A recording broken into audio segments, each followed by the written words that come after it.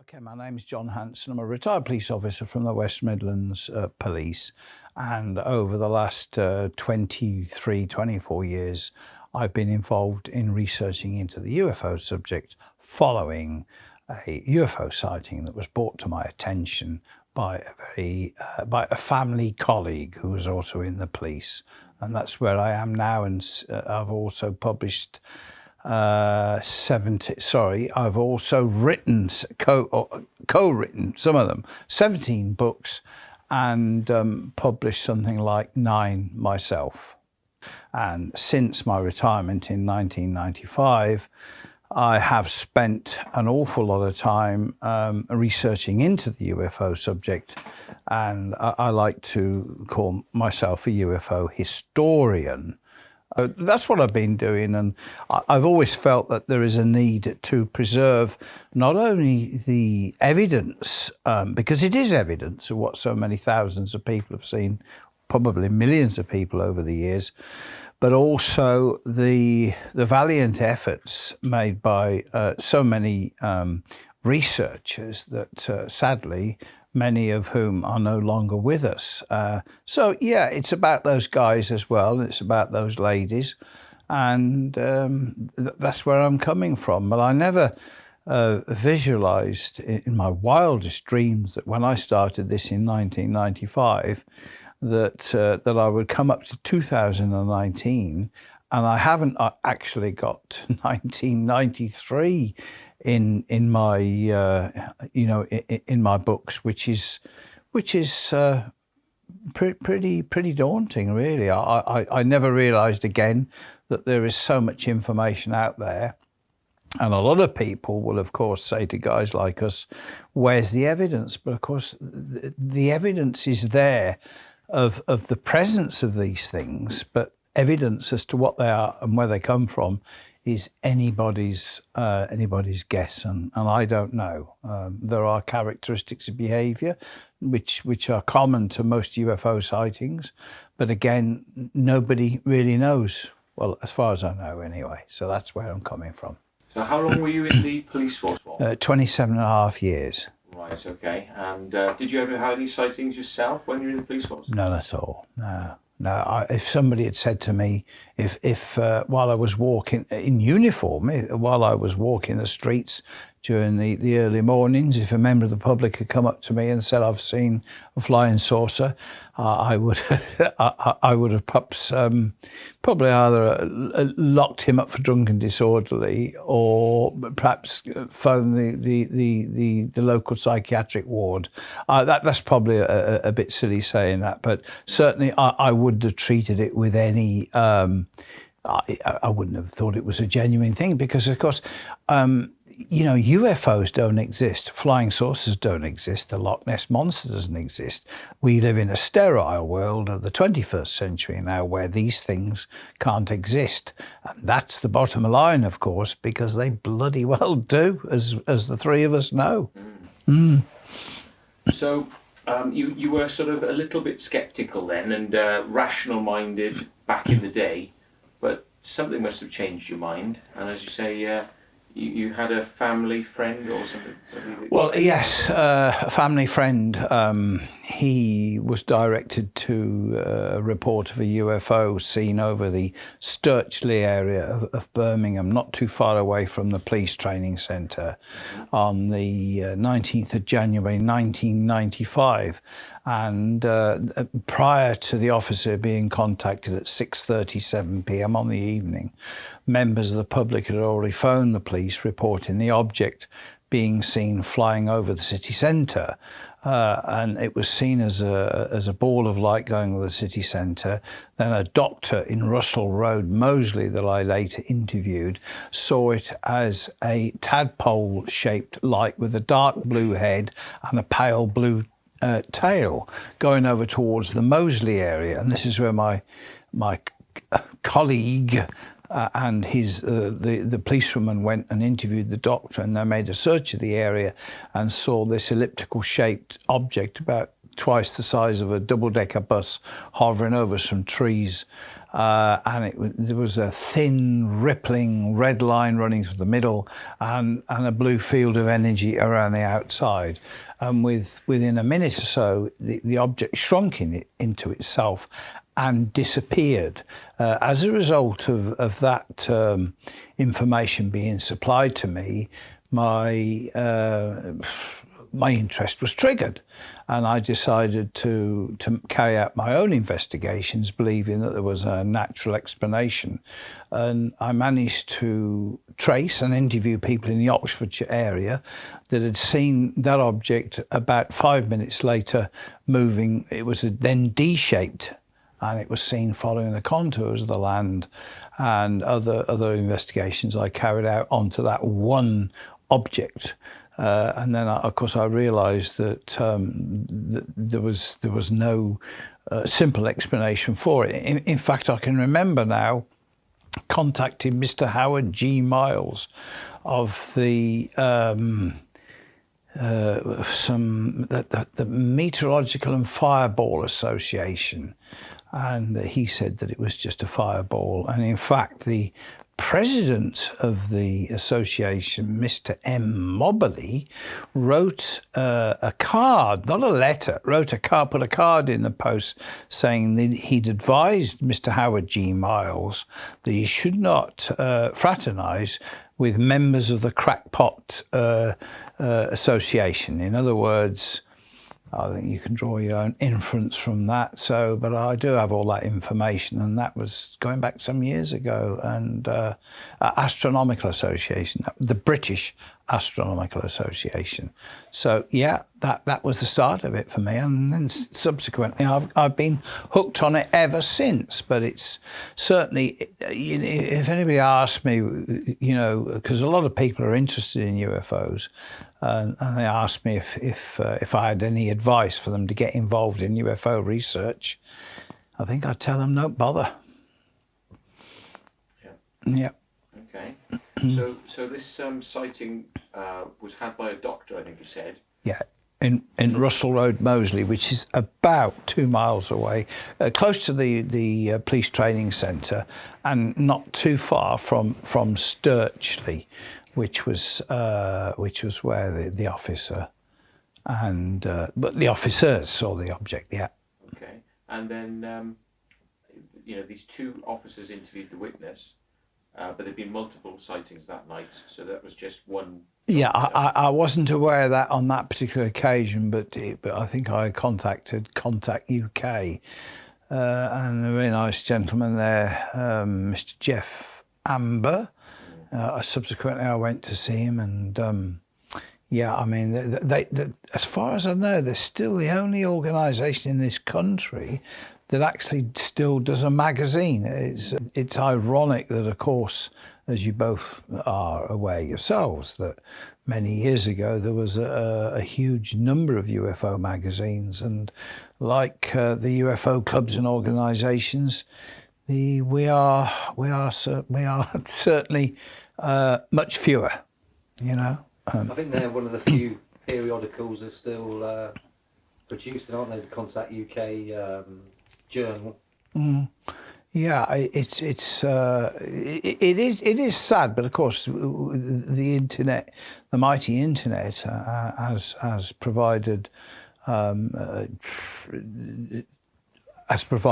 new territory for online magazines, but because of the amount of information online, it's very difficult to know what is truthful and what is spurious, and most of it, I'm sorry, is spurious. And it's just how things are, I'm afraid. But what sort of grade were you when these other officers went out to do the investigation? Were you kind of looking down on them? Were you an inspector? No. I wish I was. No. I'd retired from them. When I retired, it was. I was actually, I can tell you, I remember, because these pivotal moments in your life, I was actually lying on the settee back in Alfchurch, watching the X-Files, and this one was about an Iraqi pilot that had chased a UFO. The phone call went, and the officer spoke to me and told me what had happened. And my first feelings was that, that it was just a joke. I mean, I did mention an appropriate reply, but as I've always said, one should never use bad language on these interviews. But so that was it, and then I wasn't sure what to make of it, and I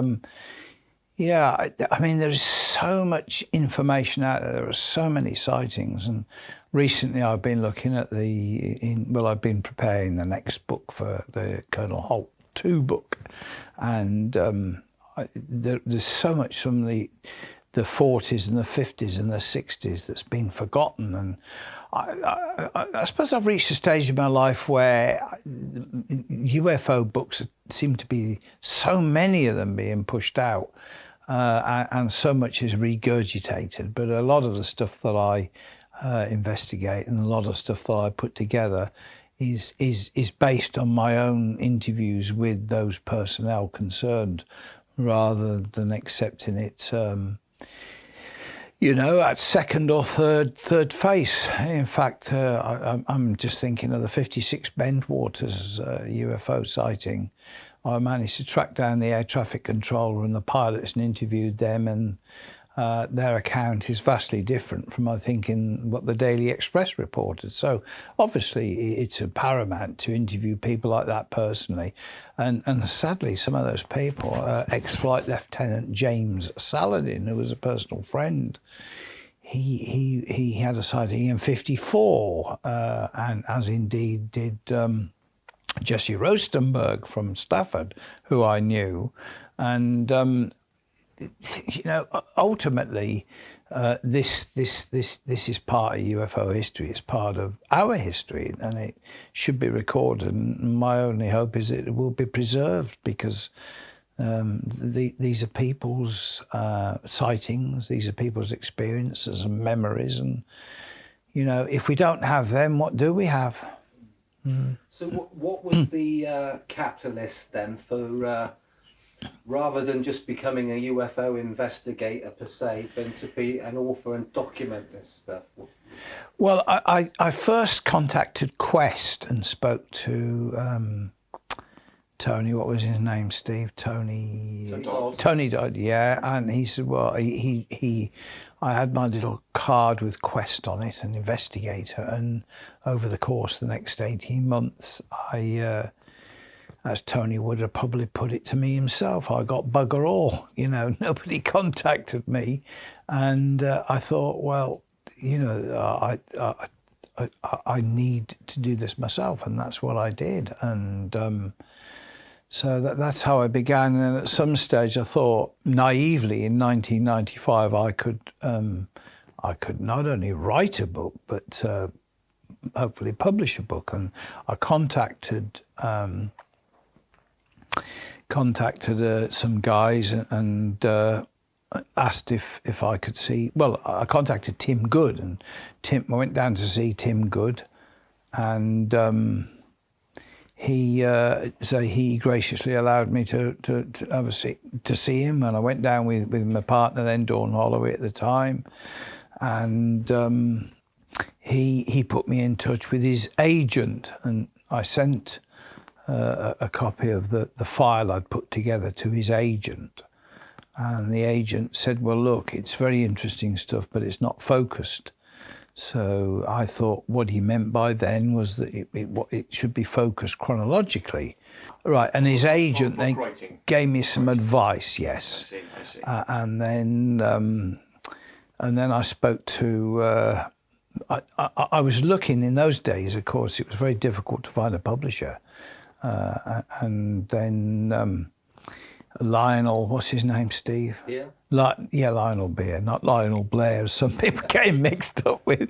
Lionel Beer, yeah, he's a smashing bloke. He said, well, look, I tell you what, he put me in touch with one guy. Well, Mr. Lionel Beer put me in touch with John Downs, and we went down to see John and his charming wife at a place called Woolfardisworthy in Devon, and John was very helpful and suggested that he would be more than honoured to take part in a Haunted Skies book. So, and then myself and Dawn drove down there sometimes twice a month, sat down with him in his little office, and did the books. The three of us did the books together, and but subsequently, after we'd done volume 6, and if anybody perhaps would like to imagine, you know, how many visits we made from the West Midlands to Devon and back again in all the worst of weathers. So yeah, that wasn't, and I mean that was not only an adventure, but it was, on occasion, it was financially painful. But there you go. Well, the 6 books came out, and a few years ago, I said to Mr. Downs, I'm sorry, but I can't afford to pay you any more. I think he very graciously allowed us. He didn't charge us for volume 6. But from then onwards, we couldn't afford it. So we parted amicably. Over the years, I felt that the book should be typeset and put together, you know, not forgetting the many visits I made all over the country to see people, which have cost me money and also accommodation. So here I am all these years later, and to put it bluntly, struggling financially because I've spent far too much on these books, but I'm proud of what I've done. So yeah, that's where I'm at. But really wondering where to go from here, really, because I've no shortage of material to put in book formats, but they in my opinion, they have to be typeset. And if you have your books typeset, you have to pay a typesetter, and usually it's about £1.20 a page. And that's the situation I'm in. My colleague Bob Tibbets, who's been with us since volume 7,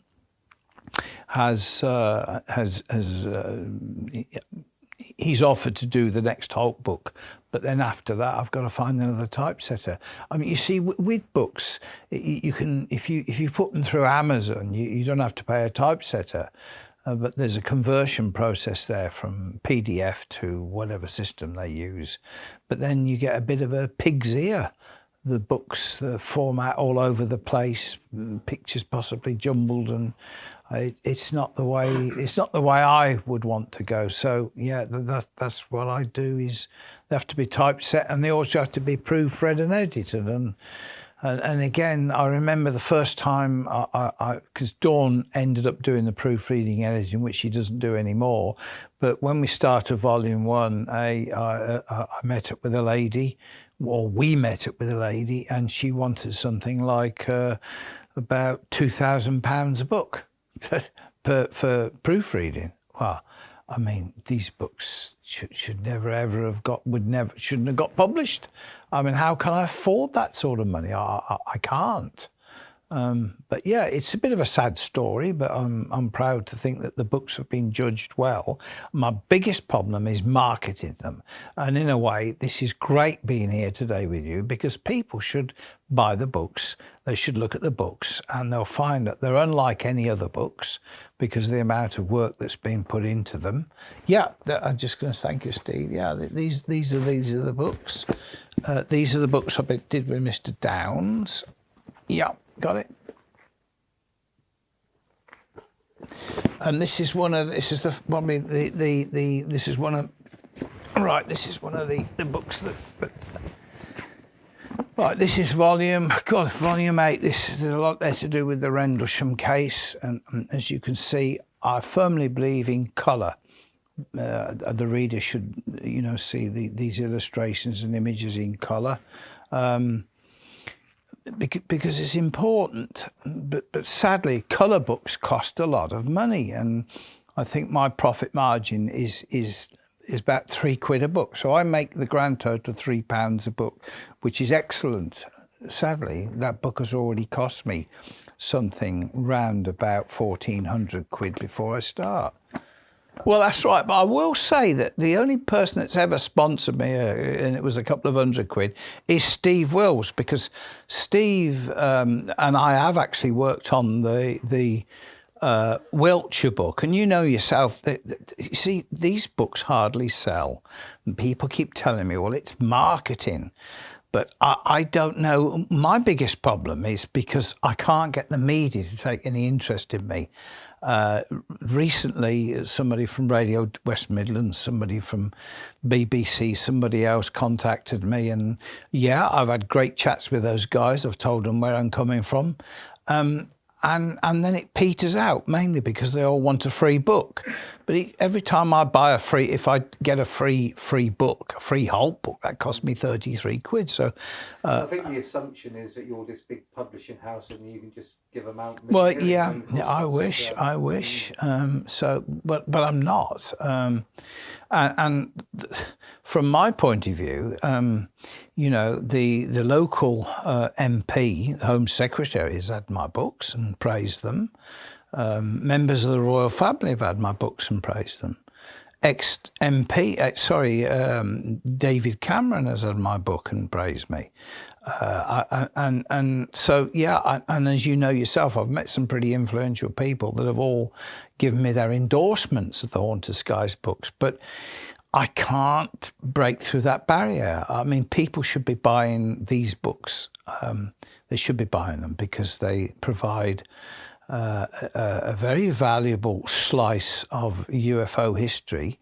And if people want to know the truth, well, why not buy the books? These are a unique piece of history, which they are with these books, because the foundation of these books is based solely on interviewing people that have had their experiences, guys from the early part of the last century. I mean, obviously not here with us now, but I've done my best, right? And my conscience is clear for this.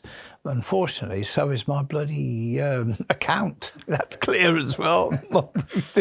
So yeah, that's how it is, and it's getting people. It's like somebody said to me, what you need to do is try and get the guy from Tesco's or the guy from Asda or the guy in the street interested in not only UFOs but buying these books. But that is a problem, isn't it, Steve? Doing this today will hopefully let people, thanks to Matthew Williams, let people know what these books are about. And, all people are going to do is, I don't hardly make any profit. Nobody can criticise me for making a few quid on a book that's cost me already something like £1,300. And the money has to be paid. But yeah, that's where I'm coming from. So thanks both for coming today, really. The Kindle, the Holt book, the Holt book is, it's a Kindle download, but I think there's something like 1,000. It takes about 7 hours to download it. So yeah, which is not really cost effective, I suppose. But I like to put everything in it. Nothing should be left out. That's been my attitude. Nothing should be left out, because each and every incident involving something going over your house that is certainly unexplainable is of interest, and unfortunately we live in a society where we're more or less told that these things don't exist, and that there's a myriad of explanations offered to explain them away rationally, but that isn't happening. And like yourselves, I have no idea what lies behind these things. I have my own opinions. One of them being, of course, that we're looking at something that's been with us for probably thousands or millions of years, and what its agenda is, if there is an agenda, is something I don't know. But again, when you get close to these objects, a number of things can happen to you. Again, I don't know if that's indicative of an alien species or not, because I don't know. But something does happen. It could be some sort of natural thing that happens and causes us causes us to have all sorts of not only medical problems, but also psychological problems. Again, I don't know, but one thing is apparent: it is kept away from. It is kept from the public. It always has been kept from the public. So one has to ask them, well, why is it kept from the public? And it's like I also say to people that if UFOs are a Pandora box, a peek inside would change your life, but to open the lid, you'd never be the same person again. So that's how it is. But there's still, I find the subject matter absolutely so interesting, as you both do, to this present day, and it's something that never leaves you. Once it's in your blood, you can't. Everything else isn't look the same, because you're living in a reality which may not bear nothing to the reality in which you believe that you're in, because there's something very odd happening out there, and a lot of times we can't even see it. So the problem with man is that he's always wanted to explore, and people go on about men going to Mars, men going to the moon, but as far as UFOs concerned, this is right on our doorstep, and to all intent and purposes, it's better to look the other way. So what the answers are, again, I don't know. Well, the Wiltshire book, which obviously Steve's from from Warminster, and he's given me a great deal of help here. But so various parts of magical Wiltshire, and also to Matthew. We've been going backwards and forwards there for many years. And there's some pretty strange things that have been happening there. And I've faithfully recorded, to the best of my ability, nearly most of the major incidents that have happened down here, thanks to people like, Reg Presley and Colin Andrews and that lovely man, Pat Delgado. And so, again, that's a book that should be selling shed loads, but doesn't sell. And I accept that what Matthew has said about the online stuff, which of course has damaged books. You'll never get rid of books. But yeah, the Wiltshire one was special to me because I spent so many times, and I can remember meeting Matthew on many occasions down there and nattering to him by Silbury Hill and East Kennet, and it's and Silbury Hill, fantastic places, and so that's the thing with the Warminster or Wiltshire book, yeah.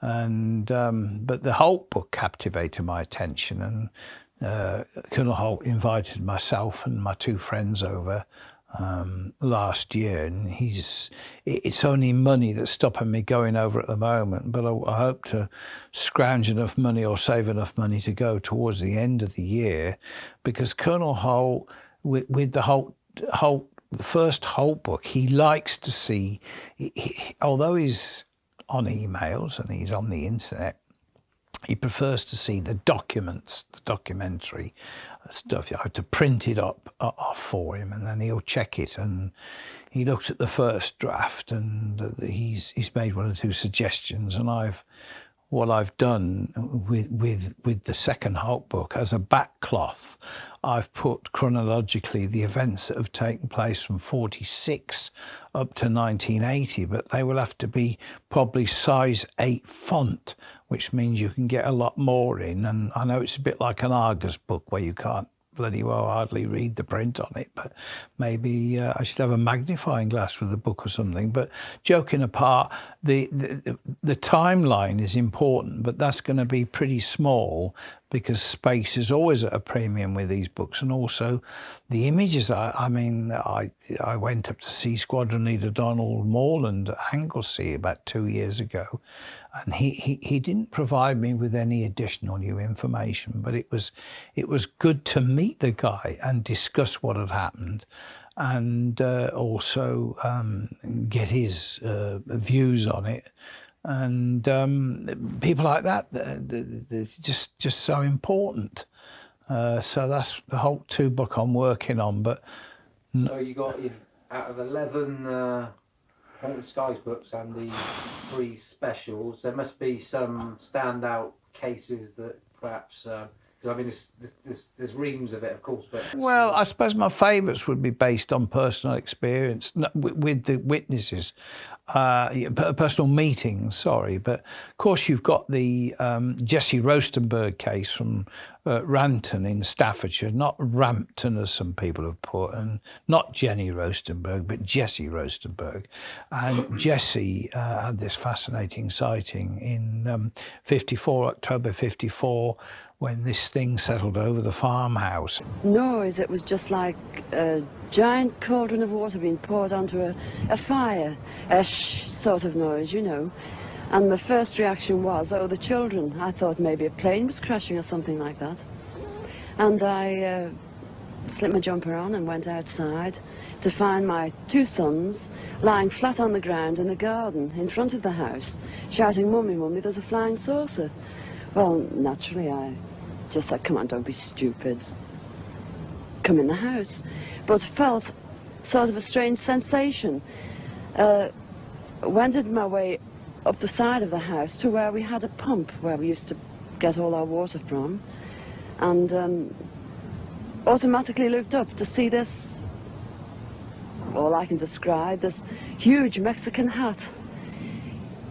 It was stationary, this thing, and it was bright silver in colour, and it had a dome.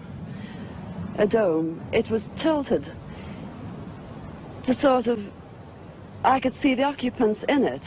You saw people in it? I saw people in it. There were 2 people in there. These people were beautiful people. That's the only way I can describe them. They had long golden hair, like a page boy bob, just like the old kings. You used to see photographs of the old kings. I get the gut feeling that the farmhouse, the ancient site, there is maybe some associations can be drawn between what UFO presences and ancient sites, because look at Wiltshire. But that was fascinating, because you saw some humanoid figures inside the craft. And a short time later, after it left, a teacher in Stafford saw the object going over, a similar object making this very noise, making a lot of noise. And of course, when I first got into this, I thought, well, UFOs that make noise, they can't be UFOs. But of course, a lot of UFOs are noisy. Some of them are very smelly, which reminds me of the God Manchester case, where a lady, she's on the Facebook, she was in a young girl at God Manchester, and this object went over, triangular object with a huge big bump in it, went over, frightened the horses, and as a result of which her eyes were badly affected, as they are to this present day. And there's so many cases like that. But yeah, the Jesse Rostenberg stands out. The James Salandin one stands out in 54. And a lady known to us well is Margaret Fry. Aunt Matthew knows Margaret Fry. The fantastic sighting in July 55 at Bexley Heath, yeah. And this saucer-shaped object was seen hovering just above the road junction, and I managed to track down some witnesses that had seen it, and also the police officer that was in the station when some officials came with clipboards, and that was 55, asking about the UFO sighting. And as I say, I've been to the scene. I've interviewed Margaret many times, and I think she's asked me to pop over and see her, which I should, but which I will be doing soon. But what's your feeling in regards to these window areas, which are been described as hotspots at times for UFO activity? Warminster, Bonnie Bridge, the Yorkshire corridor, and other places at times. Yeah, well, I certainly looked at Bruce Cathey's stuff. Well, I suppose, yeah. I mean, people talk about portals and they talk about the certain places or hotspots, but I've always felt that people talk about UFO waves. But for me, a wave of UFO activity is exactly that. It's a wave that moves across the geological contours of the country slowly, and in some parts, maybe over the years, you'll get a concentration, yeah, just like a wave going over the landscape. So I think, and yes, a certain criteria has to be met before maybe even people even see the things. But and certain people seem to be endowed with that the capability to sight UFOs where other people wouldn't. So I mean, but yeah, certain places but Warminster is certainly not receiving much activity now, but of course in the past it has. And I think if you could follow that wave, it would all. That's how it works. But I just said my own feeling is that as I look outside now, it's a fairly cloudy sky. It's reasonably bright at 3 o'clock or whatever time it is in the afternoon, but within that lot, God knows what we can't see and what is moving about. And as you know, we can only see a small part of the electromagnetic spectrum, and we can't see microwaves. We can't see so much other stuff that's flying about up there. But if we could, I'm sure we'd be shocked. So reality is only a very thin veneer, isn't it, on life? And so, but that is what makes it so fascinating, that we're not on our own. We in a way, we've both been privy to the fact that we've had our eyes opened, because a lot of people would accept that UFOs exist, but they would have no interest in further in their research, like you have and I have and Matthew and others, in this, unfortunately, in this very small encampment, isn't it? Because that's what we are. We're not. All we seek to do is change people's attitudes and accept that these things are real, and that they're not necessarily a continuing subject of media criticism and ridicule and taking the pee, because the media, the newspapers, and the nationals, I mean, since the 60s, they've been taking the mickey out of this stuff, which is so bizarre, because why would they? But there again, how can they take it seriously? If they took it seriously, as a number of people have told me on the nationals, it would frighten people.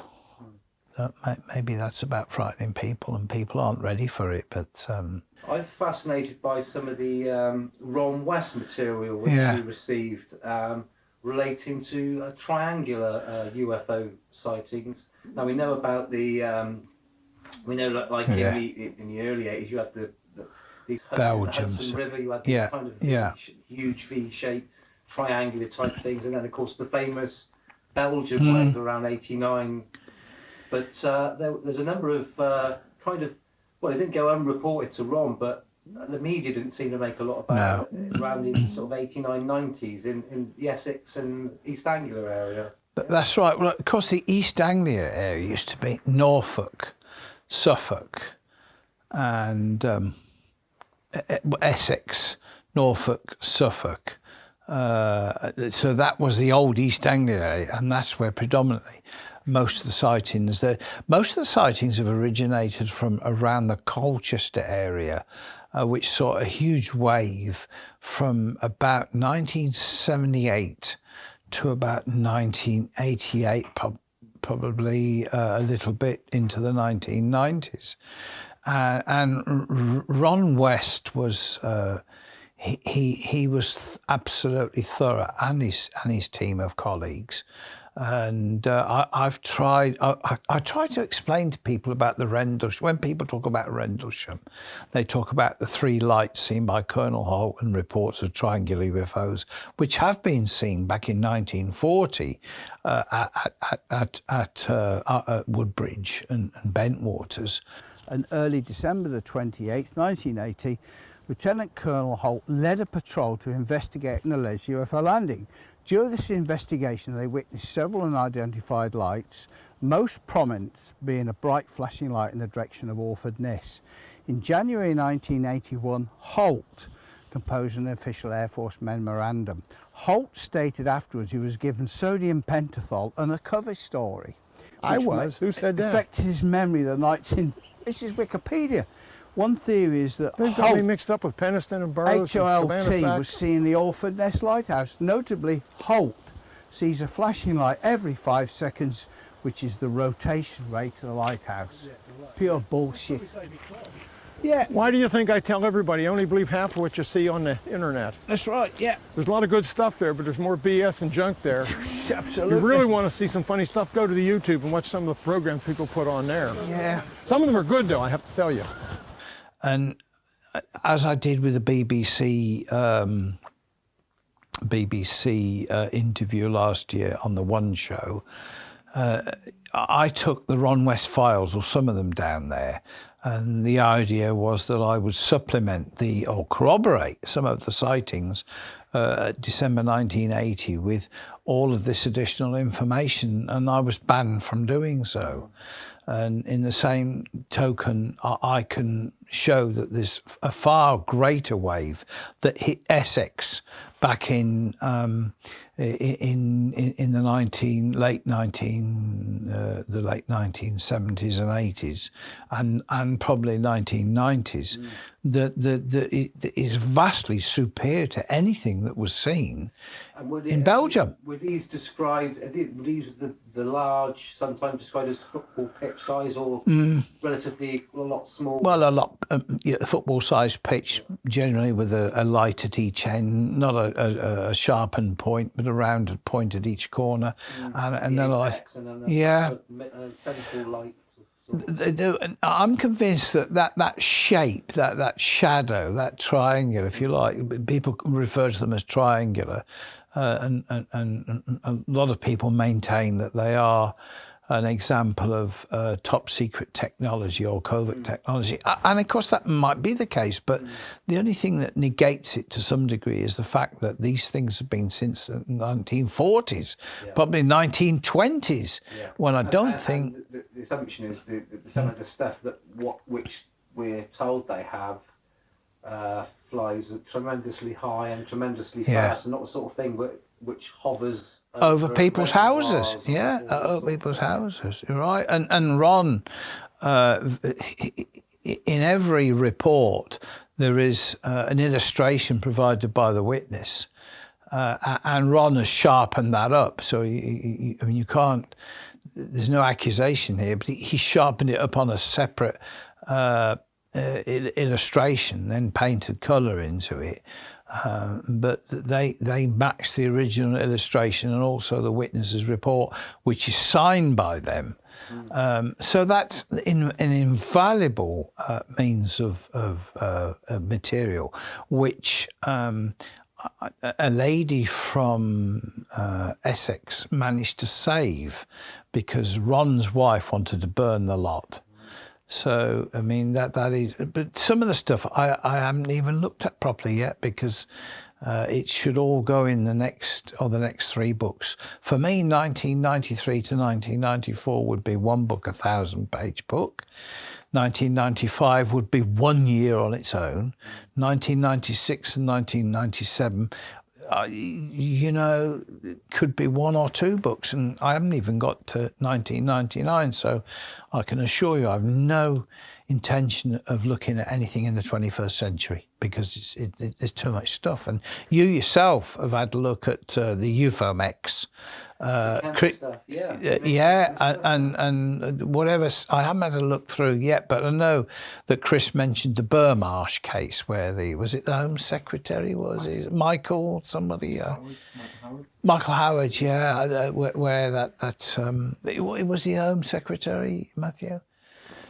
Yeah, he had that sighting, the triangular UFO over the house, and I think a lady reporter saw it initially. I did speak to her years ago. See, I've spoken to a lot of these people from years ago, and I've got it all on I've got some of it actually word processed up. But what you have to do is get it checked, proofread, edited, typeset. You have to get the images, and I'm not short of any images. Put the images in, and then, so maybe someone out there who's won the lottery, joking apart, who wants to sponsor these books can do it, because it's a unique way of preserving this huge slice of history, which should not be forgotten. So that's it. So you spoke about the Holt book and Holt book part 2. Have you got any other sort of projects as well? Well, there is, but again, it's not. No, it's okay. It's not so much the financial at this stage. It's getting it put together, and I've done a book which I'd like to send to the Prime Minister. Because you know, that's something that they should know about as a source of reference. And I was going to go down to Downing Street in June, because it'd have to be the 24th of June or there approximately, and deliver the book to them. And it's something that, but again, that needs a lot of work on. You know, they may not be different alien species that pop off later and have a cup of tea or watch TV or whatever they do in their realm or their world. I don't know, but something I think there's a lot to do with what's going on up here. You know. Well, there was kind of you know, people such as Jacques Vallée described as this sort of evolution of, you know, this archetypal sighting, because we had, you know, we had airship sightings before there was any airships. We had rocket sightings prior to.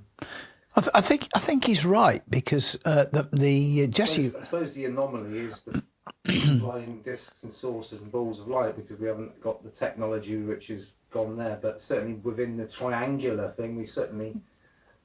Develop triangular type looking stuff. At least they might not well perform to the, you know, what some of the witnesses described, of course. But, so it makes you wonder in some way that, you know, that since we've stood outside the bloody caves, you know, all those thousands of years ago, that we could well have still been outside those caves now, unless there was some sort of influence from whatever you call it, from an unknown conditioning. It's almost as if something is shaping our destinies, which it has been, hasn't it, over the years, with religious apparitions and God knows what I mean. So it's almost as if something there is just pushing us on, but whether it's pushing us on because you think they or he or what thinks it's how it is, or is this it for us? I don't know. I mean, I say I don't know because I don't know, and I think people that say they do know are talking a lot of bollocks. Because I think it's always be suspicious of people who kind of say they know it all. And can you give us a bit of an insight then as how you would put some of these books together? I mean, obviously you're just going through some of your files there. Well, yes. Unfortunately, as we've discussed before, I have too much material. I mean, this is when I first started. as you can see, 66 to 67 to 69, I methodically, chronologically, put each document in by day, by month, and I accrued something like 30 of these. But then, as more information came in, this file couldn't take any additional paperwork, so then I had to split it and put it into another file, and then the next file would have to move on, and then eventually there's too much stuff, you know, I mean, but there are some fantastic sightings and accounts and letters from the MOD. I mean, we talked about the sighting What's the year? What's that year again? well, this is 67. This is oh, this is, do you remember Omar Fowler? Yeah. Omar Fowler, lovely guy. Died recently. That's Yeah, from the 10 years ago, sorry. no, it's actually a lovely guy. Phenomena Research Association. That was. I obviously couldn't give you the dates; they're all in the book. But that was 67. How many people have heard the sound of a UFO? Now, I have a piece of tape which I believe is a UFO and was recorded over Aldershot in Hampshire on the night of the 20th of October 1978. Okay, so what I'll do is play you a few minutes now of the sound that was recorded actually by a student. His father came and said, "What's that noise?" And he quickly popped a microphone out of his bedroom window.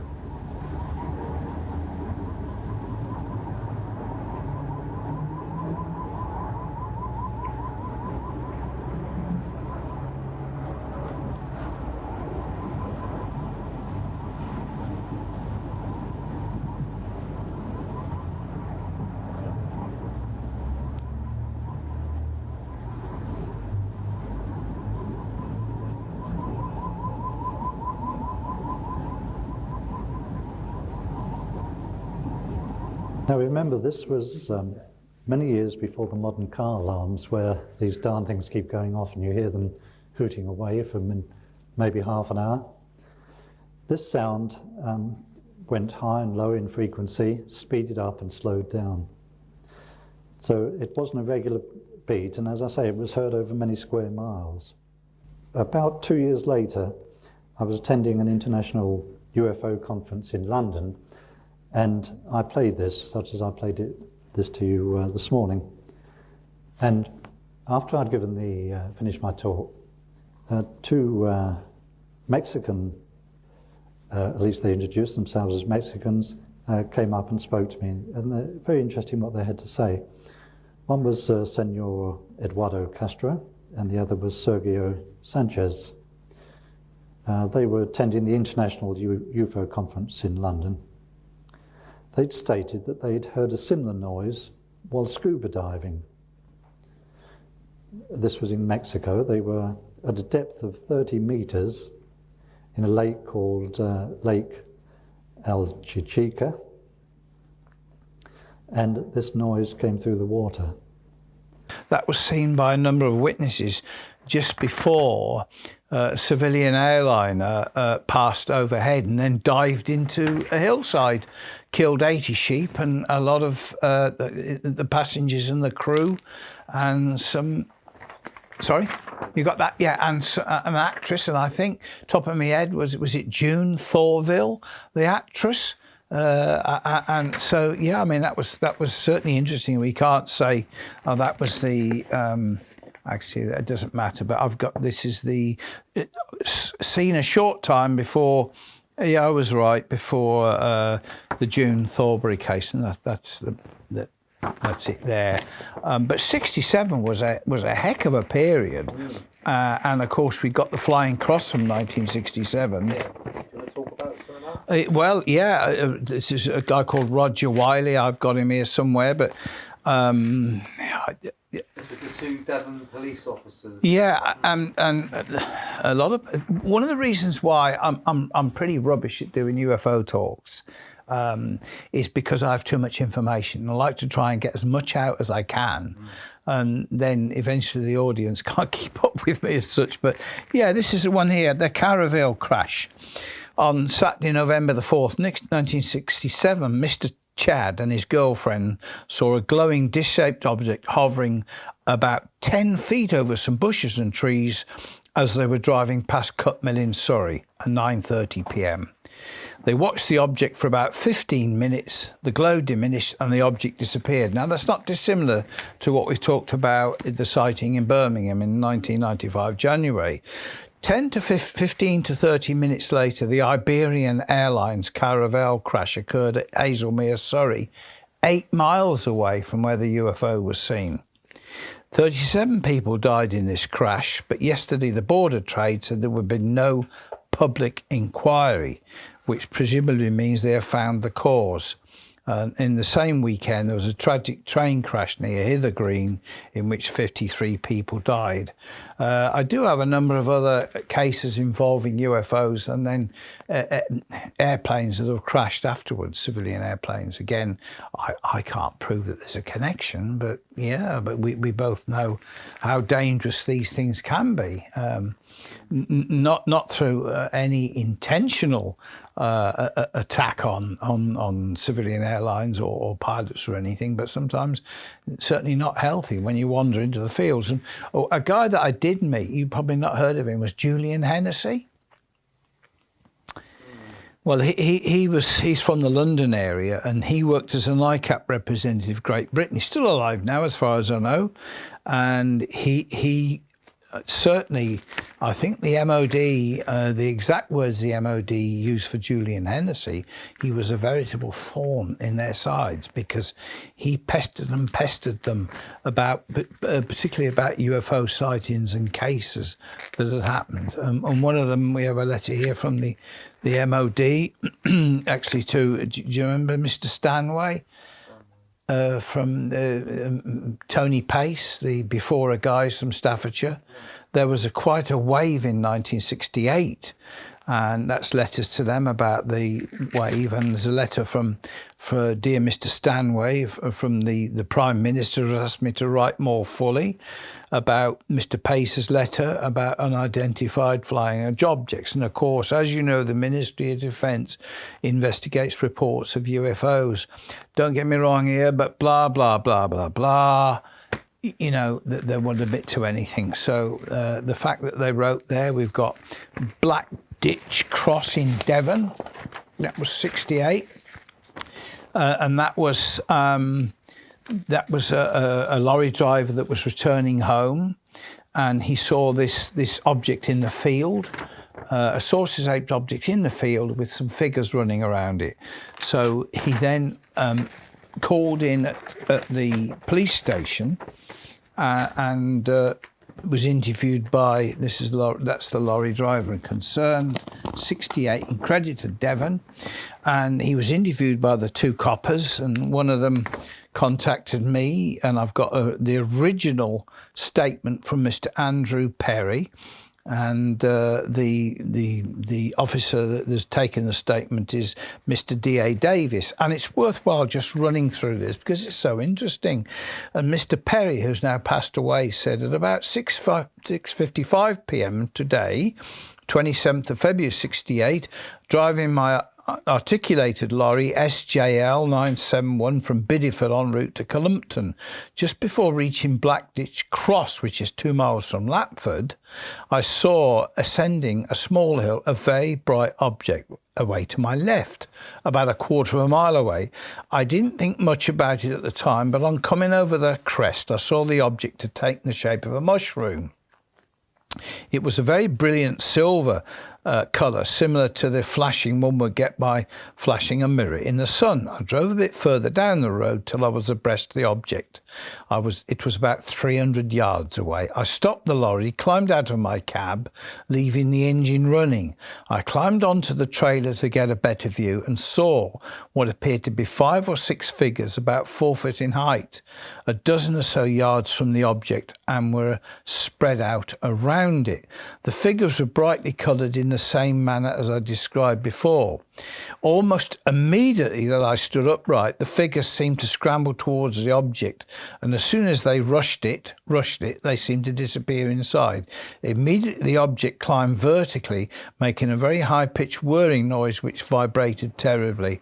By this time my courage failed me and I came frightened. I quickly jumped into the cab, put the engine in gear, and then he says he made his way to Crediton police station, where the officers took the statement from him and said he was a very frightened man. So that's, as I say, that's the gentleman. That's Mr. Andrew Perry with his, I think, his granddaughter. She's probably grown up and got kids of her own. But what a courageous man to report that.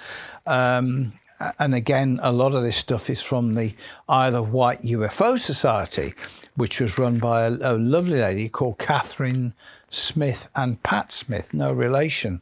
And I went over to see them and she gave me all her records. That's something else that was seen, and that was drawn by David Sankey. That was Hanbury, Worcestershire, as I remember. It was Mr. Polish gentleman and his wife. That's what they saw, with figures inside it. So hang on a minute, if he's making that up and the other guy's making that up, and all of the people that you've met over the years are making that up about the figures and the craft they've seen, well, just you can tell me, Steve, they're all sane people. They're not crackpots. They genuinely believe that's what they've seen. So yeah, I mean, there is so much. There's some marks in the soil from the Isle of Wight, from the Whippingham area. As I say, there is so much, and there's an illustration that's done by Ron West. This was seen on the 27th of August, 71. That's what was seen, and I could sit down in front of you now, and if I had all my material, well, we'd be in for a 36-hour chat. You know, there is so much stuff, but if it isn't put into book format, where does it go? Yeah. Where does it end up? That's the thing. I mean.